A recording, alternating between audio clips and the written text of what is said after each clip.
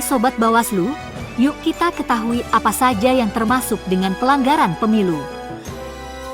Berdasarkan Undang-Undang Nomor 7 Tahun 2017 tentang Pemilihan Umum, terdapat 3 jenis pelanggaran pemilu, yaitu pelanggaran kode etik, pelanggaran administratif, dan tindak pidana pemilu.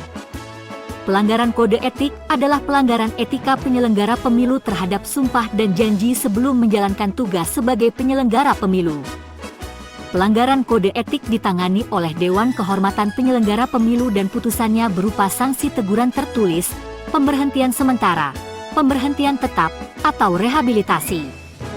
Pelanggaran administratif adalah pelanggaran terhadap tata cara, prosedur atau mekanisme yang berkaitan dengan administrasi pelaksanaan tahapan pemilu.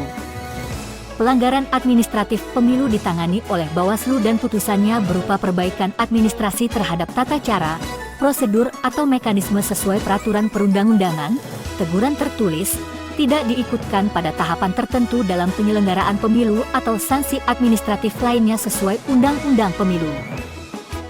Pelanggaran tindak pidana pemilu adalah tindak pidana pelanggaran dan atau kejahatan terhadap ketentuan tindak pidana pemilu sebagaimana diatur dalam Undang-Undang Pemilu serta Undang-Undang Pemilihan Kepala Daerah dan Wakil Kepala Daerah.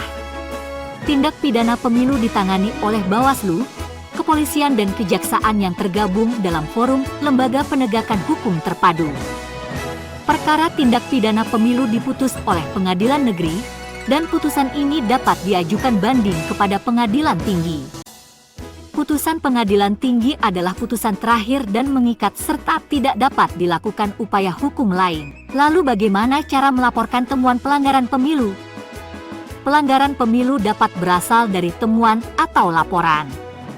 Temuan pelanggaran pemilu merupakan hasil pengawasan aktif dari Bawaslu, Bawaslu Provinsi, Bawaslu Kabupaten Kota, Panwaslu Kecamatan, Panwaslu Kelurahan Desa, Panwaslu Luar Negeri, LN, dan pengawas tempat pemungutan suara, TPS, pada setiap tahapan penyelenggaraan pemilu. Selain berdasarkan temuan Bawaslu, laporan pelanggaran pemilu bisa langsung dilaporkan oleh warga negara Indonesia yang mempunyai hak pilih, peserta pemilu, dan pemantau pemilu kepada Bawaslu.